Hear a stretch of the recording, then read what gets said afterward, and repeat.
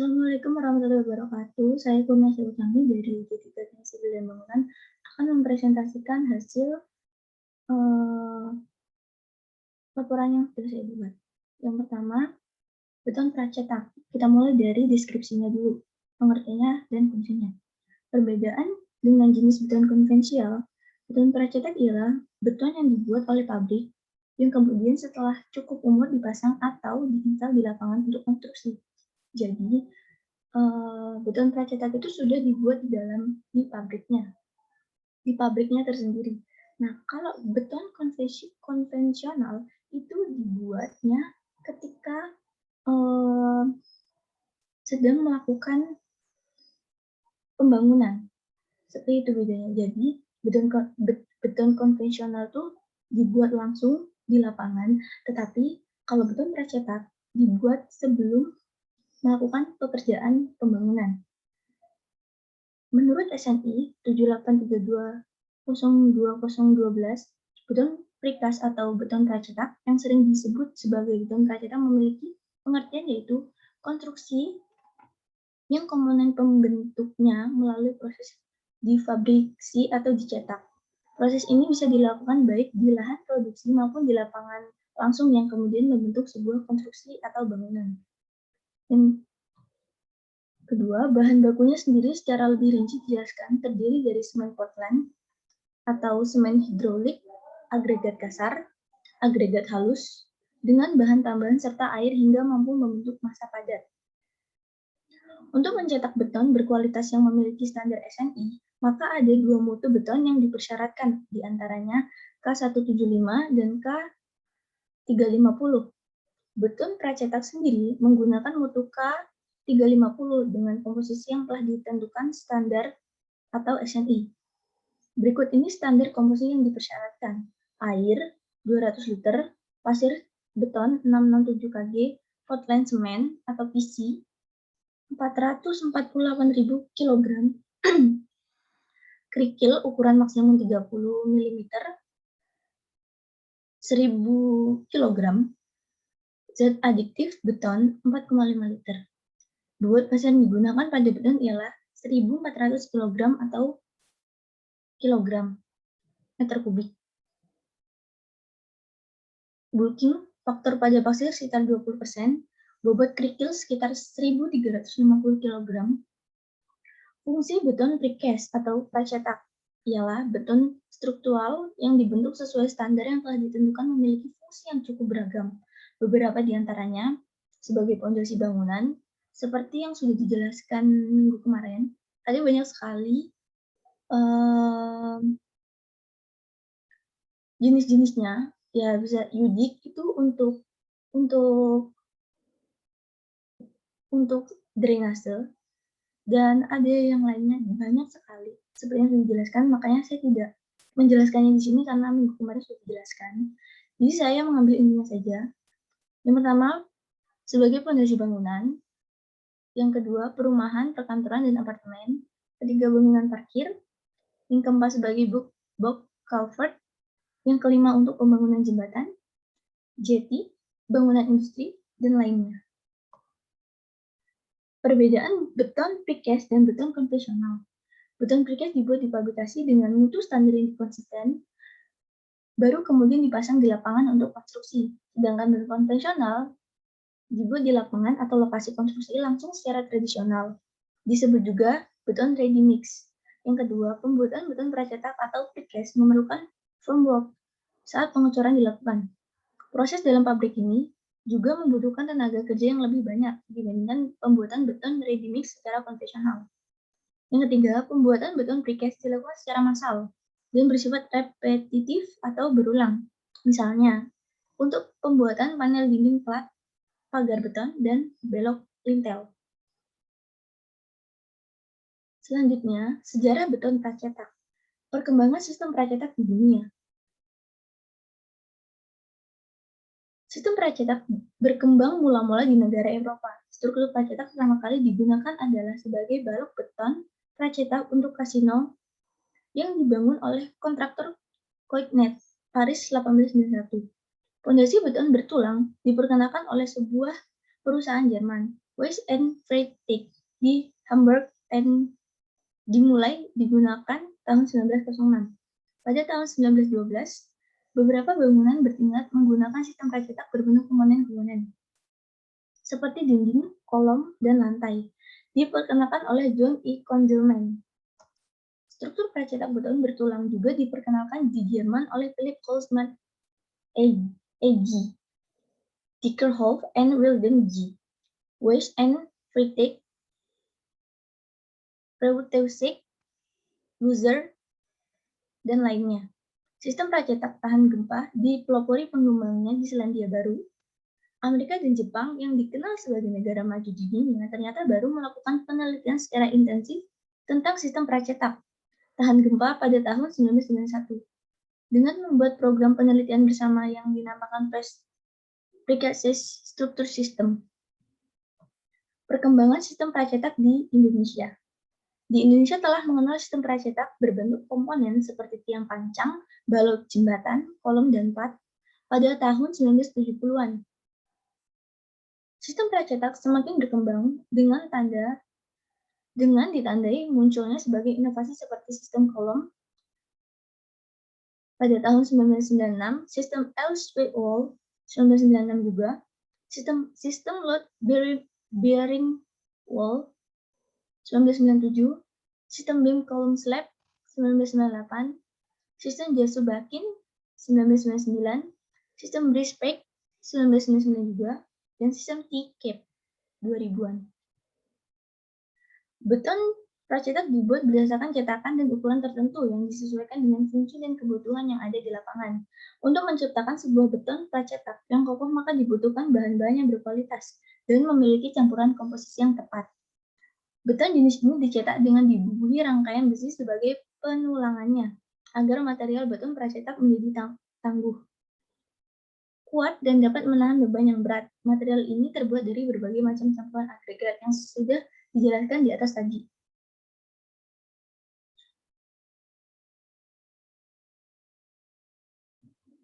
Klasifikasi mutu beton pracetak. Mutu dalam beton merupakan petanda dari kualitas dan kekuatan karakteristik beton yang ditunjukkan dengan suatu angka huruf K, F, C, dan lain-lainnya. Namun, suatu yang sering digunakan terus di Indonesia adalah satuan K. Mutu beton K adalah kuat tekan karakteristik beton untuk per sentimeter. Selain mutu beton, pracetak ini harus dijaga dan dirawat dengan baik sesuai dengan standar yang berlaku. Proses perawatan yang dilakukan bertujuan untuk menjaga kadar air dalam beton supaya kualitasnya tetap terjaga dan mutunya tetap terjamin. Proses ini dilakukan dengan berbagai cara, mulai dari penyiraman permukaan beton, pembungkusan dengan karung yang basah, streaming curing, and handling. Begitu beton sudah mencapai umur perawatan dan siap untuk digunakan, beton ini kemudian dikirim ke lokasi konstruksi untuk dipasang.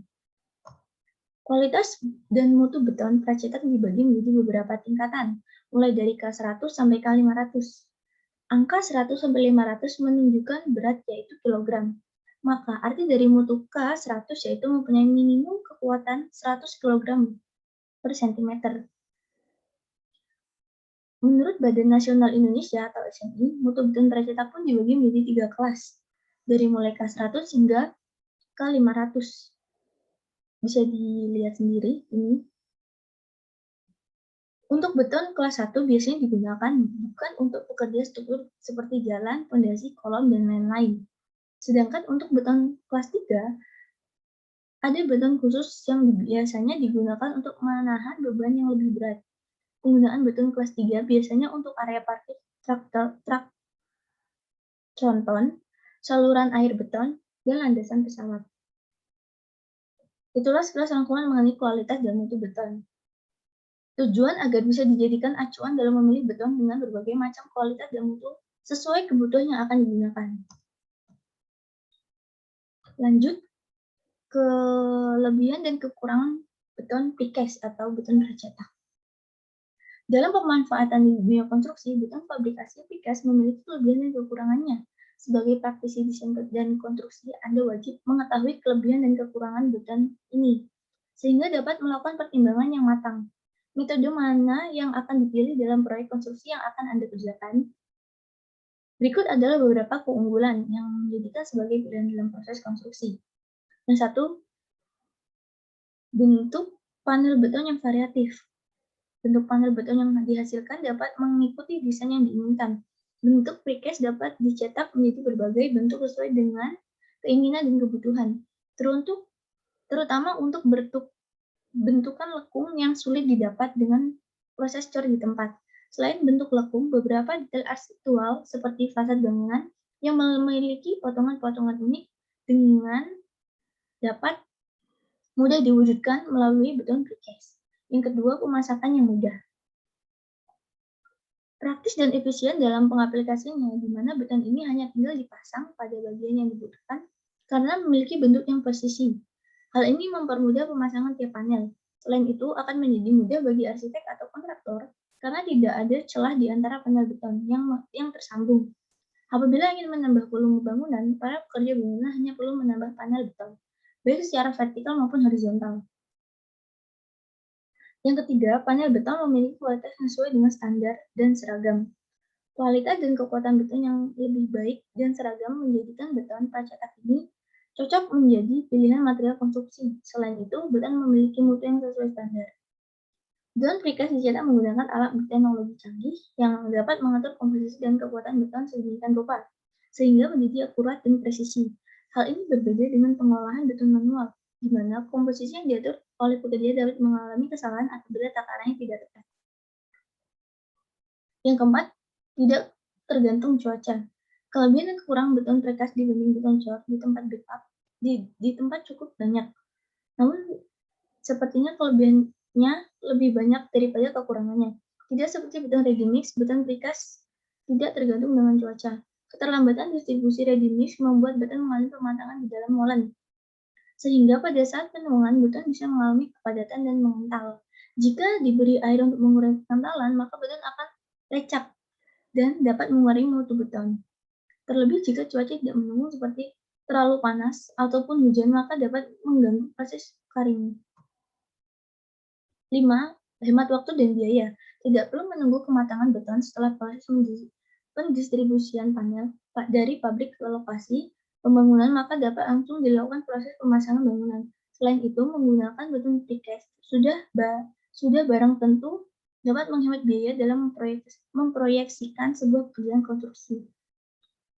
Mampu mengurangi polusi, ramah lingkungan dan tidak menimbulkan limbah pada lokasi konstruksi. Panel beton juga bersih tidak berpolusi karena tidak adanya bahan baku yang ada di lapangan, maka debu-debu biasanya bertebaran di area pembangunan tidak jadi. Dapat diberikan bahan tambahan. Pada pembuatan panel, zat yang ditambahkan bisa bermacam-macam seperti zat warna. Beton dapat diberikan warna, bahkan dapat juga didesain warna-warni sesuai dengan fasad yang diinginkan. Penggunaan warna juga dapat digunakan sebagai stempel. Contoh yaitu panel dapat diberi gambar seperti nama perusahaan dengan perbedaan warna. Catatan, bahan tambahan lain yang dapat diaplikasikan adalah titanium dioksida. Titanium dioksida disebut juga titanium. Yang keempat, oksida atau titania adalah oksida titanium yang muncul secara alami dengan rumus kimia TiO2. Umumnya senyawa ini dapat dari ilmenite, rutit, dan enanche, yang akan memberikan efek hasil beton yang berwarna putih dan melapisi beton, sehingga debu dan partikel sampah lainnya dapat hilang dengan sendiri terhapus oleh hujan. Dan ada kekurangannya. Setiap ada kelebihan pasti ada kekurangannya.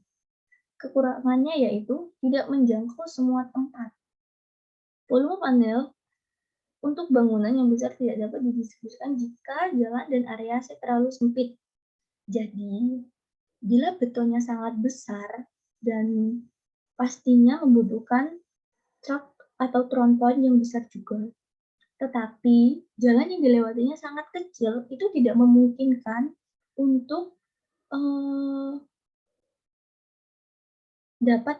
truknya dapat melewati tempat tersebut.